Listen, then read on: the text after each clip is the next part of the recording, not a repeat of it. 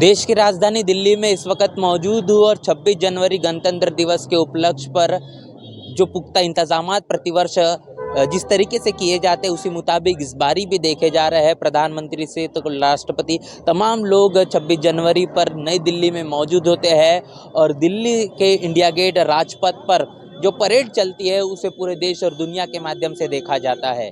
इसी के साथ साथ 26 जनवरी का माहौल तो है ही। दिल्ली की अगर बात करेंगे तो दिल्ली में विधानसभा के चुनाव भी जारी है। दिल्ली विधानसभा की चुनाव जब बात आती है तो जिस तरीके से अरविंद केजरीवाल ने जो सरकार चलाकर दिखाई है, जैसी सरकार चली है, काफ़ी कुछ वादे किए गए हैं। इसके साथ साथ तमाम राजनीतिक पार्टी भी सियासी मैदान में है। भारतीय जनता पार्टी हो, कांग्रेस हो या फिर आम आदमी पार्टी हो, अनेकों अनेकों तरीके से तमाम राजनीतिक पार्टियों की रणनीतियाँ इस सियासी मैदान में पूरी तरीके से चुनावी माहौल में देखी जा रही है। अब जानना समझना आवश्यक इस बात को लेकर भी है कि इस चुनावी माहौल में खास तौर पर अगर बात करेंगे बहुजन समाज पार्टी की तो इसकी क्या कुछ रणनीतियां है, किस तरीके से वादे किए जा रहे हैं। पूरा का पूरा जो चुनाव है वो चुनाव अगर हम देखें तो 70 की 70 विधानसभाओं पे है। भारतीय जनता पार्टी के जरिए लगातार अपने प्रत्याशी की सूची जारी करना शुरू हो चुका है। कांग्रेस के माध्यम से भी वही सिलसिला जारी है। आम आदमी पार्टी ने पहले ही अपने प्रत्याशियों की जो सूची है वो जारी कर दी थी। बहुजन समाज पार्टी ने भी अपने प्रत्याशी की सूची जारी कर दी है। और जिस तरीके से आम आदमी पार्टी के कई जो नेता है वो पार्टी छोड़कर कांग्रेस में शामिल हो रहे हैं, कांग्रेस के कई नेता वो आम आदमी पार्टी में शामिल होते हुए दिखाई दे रहे हैं। सियासी हलचल जारी है, लेकिन चुनाव नजदीक आते आते देखा यह गया है कि तमाम राजनीतिक पार्टियों के माध्यम से खास तौर पर दलित वोट बैंक को अपने पाल में लाने के लिए लगातार बाबा साहब का नाम लिया जा रहा है। भारतीय जनता पार्टी ऐसा अमूमन तौर पर कभी नहीं करती, लेकिन योगी आदित्यनाथ के जरिए या फिर तमाम राजनीतिक पार्टियों के माध्यम से भारतीय जनता पार्टी की तरफ से संसद के अंदर हो या संसद के बाहर लगातार बाबा साहब का नाम लिया जा रहा है। भारतीय जनता पार्टी के साथ साथ अब कांग्रेस तो शुरुआती दौर पर लोकसभा 2024 के चुनाव की आप बात करेंगे तब से बाबा साहब का नाम लेते हुए दिखाई दे रही है। यहाँ तक कि राहुल गांधी और प्रियंका गांधी नीले नीले होकर जय भीम के तक उन्होंने नारे लगाए। अब एक नए अभियान के तौर पर कांग्रेस के माध्यम से जय भीम जय बापू के भी नारे लगाए जा रहे हैं। कांग्रेस के तरफ से पूरा का पूरा जो चुनाव है संविधान बचाने, आरक्षण बचाने, जातिगत जनगणना कराने के नाम पर है। अरविंद केजरीवाल भी बाबा साहब को अपना सबसे बड़ा अनुयायी बताते हैं। जहां पर तमाम जो सरकारी विभाग है, जहां क्षेत्र है, वहां पर बाबा साहब और भगत सिंह की तस्वीर लगाने की बात करते हैं। इतना ही नहीं तो हाल ही में देखा गया कि बाबा साहब के नाम पर उच्च शिक्षा के लिए स्कॉलरशिप देने की एक नई योजना भी अरविंद केजरीवाल के जरिए लाई गई। महिलाओं के सशक्तिकरण के नाम पर उन्होंने 1000 रुपये चुनाव के पहले और चुनाव बीत जाने के बाद 2100 रुपये देने की बात की। कांग्रेस भी कहीं ना कहीं इसमें कम नहीं दिखाई देती, वो भी 2500 देने की बात कर रही है। तो तमाम राजनीतिक पार्टियों के माध्यम से ये देखा जा रहा है कि चुनाव नजदीक नजदीक आते महिलाओं के साथ साथ दलित वोट बैंक को अपने पाले में लेने की एक पुरजोर कोशिश है। दिल्ली प्रदेश की बात करेंगे 14% जो वोट बैंक दलितों का बड़े पैमाने पर दिल्ली में है। और जो बात करती है बहुजन समाज पार्टी की वो अम्बेडकरवादी पार्टी है। तो बहन मायावती के जरिए ये बात बिल्कुल सही कही गई है कि रेवड़ियां बांटने का मसला चालू है। और इतना ही नहीं तो ये 4 दिन की चांदनी है, फिर अंधेरी रात है।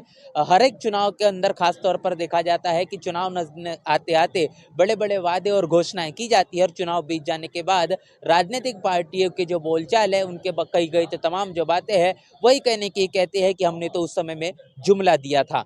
अब सवाल यह है कि अरविंद केजरीवाल के जरिए फिर एक बार सत्ता में आने के लिए उन्होंने कहा था कि 3 बड़े वादे उन्होंने किए थे। यमुना साफ करने की बात की थी, तमाम तरीके की चीजें उन्होंने की, लेकिन उन्होंने यहाँ तक कि कह दिया था कि अगर वो काम मैं नहीं कर पाया तो आने वाले विधानसभा चुनाव में आप मुझे जीतने के लिए वोट मत करना, वोट बिल्कुल भी मत करना। लेकिन अब देखा जा रहा है कि अरविंद केजरीवाल अपने बयानों पर ये कह रहे हैं कि मैंने जिस मसले को लेकर वोट मांगा था, यमुना साफ करने को लेकर, वो तो मैं नहीं कर पाया, लेकिन फिर एक बार आप मुझे और 5 साल दीजिए, अगले 5 साल में मैं काम करके दिखाऊंगा। तो क्या दिल्ली प्रदेश की जनता इस तरीके से अरविंद केजरीवाल के दिए गए बार बार मौके को फिर एक बार और एक मौका देगी, या फिर सत्ता पलटने के लिए एक नए तरीके से रणनीति के आधार पर बहुजन लीडरशिप रखने वाली पार्टियों को अपने करीब लेगी? क्योंकि तमाम राजनीतिक पार्टियां जहां पर बाबा साहब का नाम ले रही है, भारत के संविधान को बचाने के नाम ले रही है, लोकसभा 2024 का चुनाव देखा, वहाँ पर जब बात आई तो पूरे तरीके से तमाम राजनीतिक पार्टियों ने बाबा साहब के नाम पर तो वोट ले लिया, लेकिन 1 अगस्त 2024 को एससी एसटी आरक्षण का एक वर्गीकरण का बड़ा फैसला सुप्रीम कोर्ट के जरिए आया।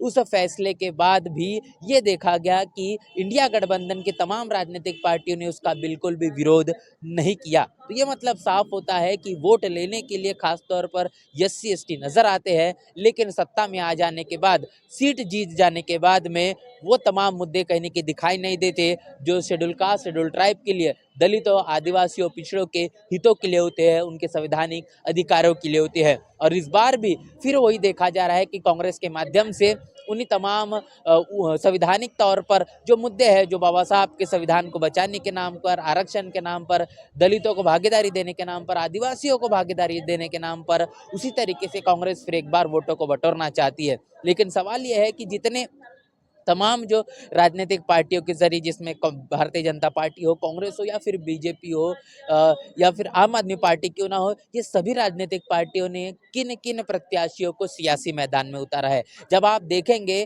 तो आपको दिखाई देगा कि भागीदारी के आधार पर इस देश के अंदर 90% दलित आदिवासी पिछड़ा रहता है। क्या उस मुताबिक इन तीनों सवर्ण लीडरशिप रखने वाली पार्टियों ने टिकटॉक का आवंटन किया है? जिस तरीके से अरविंद केजरीवाल ये कहते हैं, आखिर क्यों अरविंद केजरीवाल ने अपने ही पार्टी के जो मंत्री है, उन मंत्री को इस्तीफा देने के लिए मजबूर किया? क्योंकि वह बाबा साहब की दी हुई 22 प्रतिज्ञा को दोहराते हैं। आखिर ऐसा उनके माध्यम से क्यों किया गया? क्या बाबा साहब का नाम सिर्फ अरविंद केजरीवाल लेना चाहते हैं? बाबा साहब की दी हुई 22 प्रतिज्ञा क्या अरविंद केजरीवाल को पसंद नहीं? आखिर अपने ही मंत्री राजकुमार को क्यों इस्तीफा देने को मजबूर हो किया जाता है? क्या और इतना ही नहीं तो जिस तरीके से संदीप वाल्मीकि जो कि शेड्यूल कास्ट तबके से आते हैं, क्या उनको आम आदमी पार्टी से इस्तीफा देने के लिए मजबूर किया जाता है? क्या उनको पार्टी से बाहर निकाला जाता है?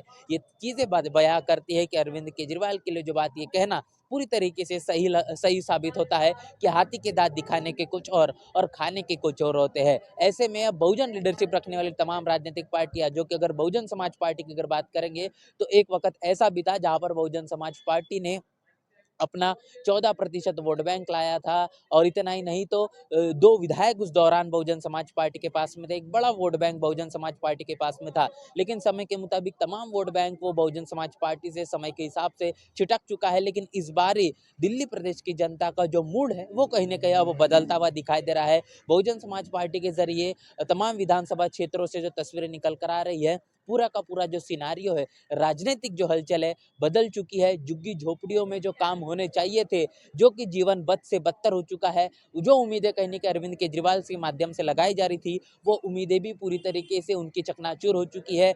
जनता काफ़ी ज़्यादा हताश है, निराश है, वो बदलाव चाहती है। वो बदलाव की उम्मीद जो केजरीवाल के माध्यम से आम आदमी पार्टी के ज़रिए रखा गया था, वो तमाम बदलाव जस के तस बना हुआ है। उसमें किसी भी तरीके से कोई वृद्धि, कोई भी बदलाव देखने को नहीं मिल रहा। ऐसे में अब जो मुकाबला है, जो कहीं न कहीं आमने-सामने का आम आदमी पार्टी और भारतीय जनता पार्टी के बीच दिखाई दे रहा है। कांग्रेस कहने की इसमें वोट कटवा के तौर पर दिखाई दे रही है, लेकिन इस बीच जो मुकाबला चौकोनी हो चुका है और यही अब ग्राउंड रिपोर्टिंग कहती है। तमाम खबरें आपको आपको नेशनल चौपाल के ज़रिए आगे में देखने को मिलेगी। वो तमाम खबरें आज से हम लगातार आपके बीच रखना साझा करेंगे। गुजारिश है कि नेशनल चौपाल को मजबूत करें, सब्सक्राइब करें और आर्थिक मदद कर आप हमें अपने तमाम वीडियोस, अपने तमाम खबरें आसानी से दिखाने के लिए आप हमें अपनी सहायता, अपना सहयोग बिल्कुल कर सकते हैं। पूरी की पूरी बात को लेकर, पूरी चर्चा को लेकर आपकी राय, आपकी प्रतिक्रिया लिखकर कमेंट बॉक्स में ज़रूर बताएं। बने रहे नेशनल चौपाल के साथ, मिलते हैं।